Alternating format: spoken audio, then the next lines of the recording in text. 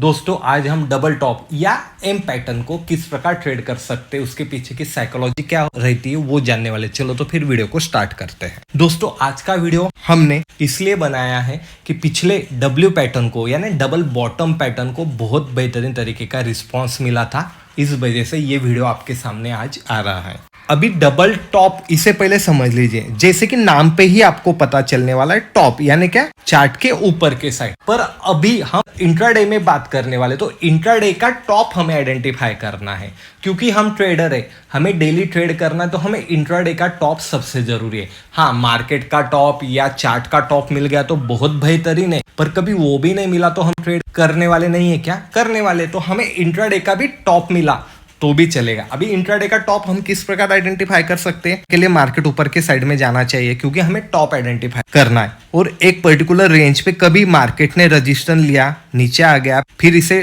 Retest करके उसने fall किया, तो ये हमें यहाँ पे टॉप कंसीडर होता है और यहाँ से रिवर्सल ट्रेड किया जाता है दोस्तों। तो ये हमें इंट्राडे में आइडेंटिफाई करना है। आपको हर बड़ी टाइम फ्रेम की कैंडल यानी एक दिन, 1 वीक, 1 मंथ की कैंडल में अलग अलग जगह पे ये डबल टॉप बनते हुए दिखेंगे। मैंने कंसेप्ट पहले ही क्लियर किए, इंट्राडे का टॉप आइडेंटिफाई करना है। आप बोलो कि नहीं मार्केट तो और ऊपर से नीचे आया था तो ये टॉप कैसे क्या हुआ, तो हमें इंट्राडे का, उसके लिए आपके सामने एग्जांपल है, उससे आपको ये और अच्छी तरीके से क्लियर होगा। यहाँ पे प्राइस खुलती है दोस्तों, ऊपर की साइड में जाती है, पुल बैक लेके फिर से ऊपर की साइड में जाती है। तो यहाँ पे हमें पता चल रहा है कि मार्केट ने यहाँ रजिस्टेंस लिया। क्यों? क्योंकि मार्केट यहाँ से बहुत डाउन साइड में आ गया था, जो कि पहली बार नहीं आया था। उसके बाद वेट करना है, हमें कभी बुलिश ट्रेड लेना है तो इस लेवल को ब्रेक होने का वेट करना है। मार्केट ने उसी जगह से फिर से स्लो और स्टडी फॉल किया, तो हमें क्या पता चला कि पहली बार जहाँ पे रजिस्टेंस लिया था वो दूसरी बार वहां पे ही रजिस्टेंस लिया। इसे क्या कह सकते हम? डबल टॉप, या हम इसे एम पैटर्न कह सकते हैं। और अभी आपके मन में सवाल आया होगा, अरे ये तो बहुत परफेक्ट है, ऐसा ही बनता है क्या? नहीं, कई बार कैसा बनता है दोस्तों, प्राइस ऊपर जाती, पुल बैक लेती और ऊपर जाती और यहाँ से ब्रेक होती, यानी पिछले हाई को थोड़ा ब्रेक करके ऊपर के साइड से नीचे आती। हमारी एंट्री ये नेक लेवल ब्रेक होने के बाद ही होने वाली है। और कई बार क्या होता है, स्ट्रॉन्ग पैटर्न हम इसे कब कह सकते? प्राइस ऊपर गई, पुल बैक लिया और ऊपर गई और नीचे आ गई, यानी ये हाई को ब्रेक भी नहीं किया, इसको रिटेस्ट भी नहीं किया, उससे पहले से ही प्राइस यहाँ से टर्न हो चुकी है, तो इसे हम स्ट्रॉन्ग एम पैटर्न कह सकते हैं। जब भी नेक लेवल पर, तीनों में एक बात कॉमन है, जब भी नेक लेवल ब्रेक होती है दोस्तों तभी हमें यहाँ पे एंट्री करनी है। नेक लेवल यानी क्या? जो पिछला स्विंग रहता है वो ब्रेक होना चाहिए। जैसे कि यहाँ पे आप देख सकते हो, ये जैसे ही ब्रेक होता है, हमने ड्रॉ कर लिया, तो ब्रेक होते ही प्राइस ने पुल बैक लिया और यहाँ पे फॉल कर दी, तो हमारी एंट्री यहाँ पे होती है दोस्तों। हमारा स्टॉप लॉस यहाँ पे ऊपर लग जाता है, और जैसे प्राइस नीचे नीचे जाती है तो हम अपना स्टॉप लॉस यहाँ पे ट्रेल कर सकते।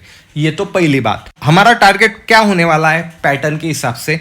जितना बड़ा ये पैटर्न है ना, उतने पॉइंट हमें नीचे यहाँ पे मिल सकते। ये तो हमारा फर्स्ट टारगेट है। क्यों? क्योंकि पैटर्न, हम इसे क्यों कहते हैं कि एक पर्टिकुलर फॉर्मेट में ये ट्रेड करता है, इसीलिए तो हम इसे पैटर्न कहते हैं ना। तो ये टारगेट आपको तो मिलने वाला है, और कभी बड़ा फॉल होने वाला है तो आपको उसे ट्रेल करना है, क्योंकि सेलिंग हमेशा शार्प होती है, तो ये ध्यान में रखना है दोस्तों।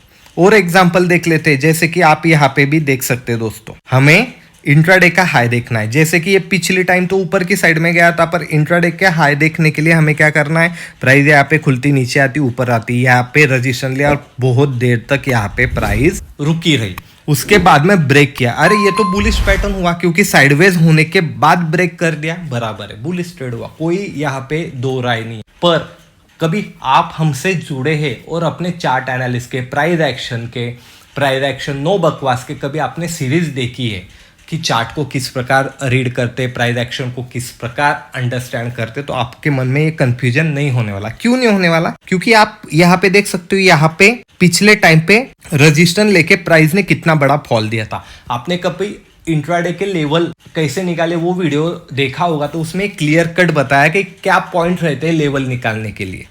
तो यहाँ से कभी फॉल किया है तो यही लेवल को कभी हमने एक्सटेंड किया, तो आप देख सकते हो दोस्तों एग्जैक्टली प्राइस वहां तक है।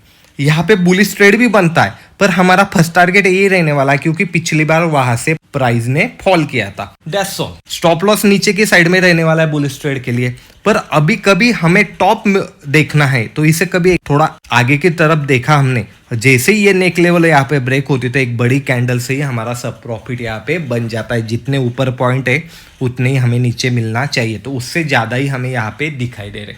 इतना सिंपल है।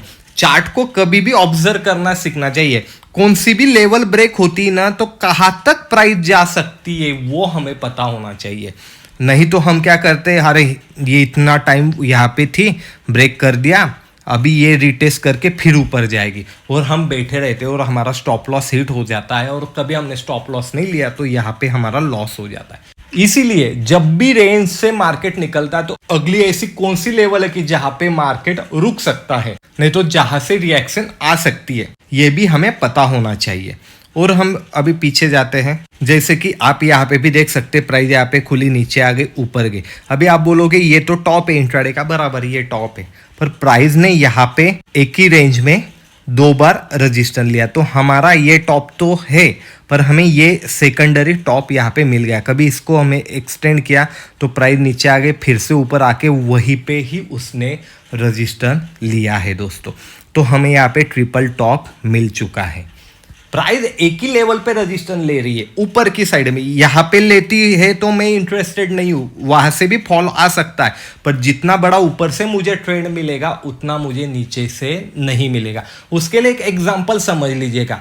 कभी 10 फ्लोर का एक अपार्टमेंट है, तो 10 फ्लोर से सेकंड थर्ड फ्लोर से ही कभी गेंद नीचे डाली, उसको नीचे आने को टाइम कम लगेगा क्योंकि वो डिस्टेंस ही कम है। पर कभी मैंने 10वें फ्लोर से गेंद को नीचे डाला तो वो उतनी जल्द गति से भी आएगी और उसको टाइम भी लगने वाला है। वही कंसेप्ट है, जितना ऊपर आप पकड़ सकते हो उतना बड़ा ट्रेंड आपको मिल सकता है दोस्तों। तो जैसे ही ये नेक लेवल ब्रेक होती है, प्राइस रिटेस्ट करके नीचे की साइड में आती है। जितने यहाँ पे पॉइंट दिख रहे हैं दोस्तों, उतने ही पॉइंट हमें यहाँ पे मिलते हुए भी दिख रहे हैं। और हम पीछे जाके देखते, बहुत सारे एग्जाम्पल देखने वाले, पर मैं हर एक एग्जाम्पल आपको क्यों बता रहा हूँ, क्योंकि आपको अलग अलग सिचुएशन समझ में आए। कभी एक ही सिचुएशन बोल लूंगा तो आपको वो लगेगा अरे ये सिचुएशन तो यहाँ पे बनी नहीं है, तो फिर हम इसे किस प्रकार ट्रेड करें, ये तो कुछ अलग ही बना है यहाँ पे, तो हम इसे किस प्रकार आइडेंटिफाई कर सकते हैं। इसीलिए मैं आपको बहुत सारे यहाँ पे एग्जाम्पल देने की कोशिश कर रहा हूँ। और एक यहाँ पे बढ़िया एग्जाम्पल हमें दिखाई दे रहा है। प्राइस यहाँ पे खुलती है, नीचे आती है, ऊपर की साइड में जाती है, ये हमें इंट्राडे का टॉप मिला। क्यों मिला? क्योंकि प्राइस ने वहां से रिएक्शन दिया है बहुत बड़ा। अभी यहाँ पे भी रेड कैंडल बनी पर प्राइस नीचे नहीं आई, पर यहाँ पे आने के बाद ही हमें पता चलने वाला है कि टॉप बना है। फिर से प्राइस ऊपर गई, वहां तक नहीं गई। मैंने आपको पहले ही बोला था स्ट्रॉन्ग पैटर्न किसे कहते हैं, हम ऊपर जाएगी, नीचे आएगी, थोड़ा ऊपर जाएगी, फिर से नीचे आएगी। जैसे लेवल ब्रेक होती है यहाँ पे हमें ट्रेड मिलने वाला है। तो आप यहाँ पे भी देख सकते हो दोस्तों कि प्राइस ऊपर गई, नीचे आई, ऊपर गई, फिर से नीचे आई। जैसे ही ये लेवल को ब्रेक किया तो आप देख सकते हो कितना बड़ा ट्रेंड हमें यहाँ पे देखने को मिला। यहाँ पे हमारी एंट्री होती है, यहाँ पे हमारा एसएल होता है। जैसे प्राइस आगे जाती है तो हमारा एसएल शिफ्ट कर सकते, नहीं तो मैं तो आपको पहले ही बोला ही, जो पॉइंट यहाँ पे है वो पॉइंट तो आपको यहाँ पे मिलने ही वाले हैं। उसके बाद लगे तो आप अपना स्टॉप लॉस फेल करते करते आगे की तरफ ले जा सकते हैं। ये प्राइस एक्शन के बेसिक रूल है दोस्तों। कभी आपको इसके बारे में और डिटेल जानना है और ये कंसेप्ट कभी पसंद आए कि चार्ट को हम इस प्रकार भी समझ सकते हैं, तो कमेंट जरूर कीजिएगा, लाइक भी कीजिएगा, शेयर भी कीजिएगा, अपने चैनल मार्केट मंच चैनल को सब्सक्राइब भी कीजिएगा। मैं मिलूंगा आपको अगले वीडियो में। धन्यवाद।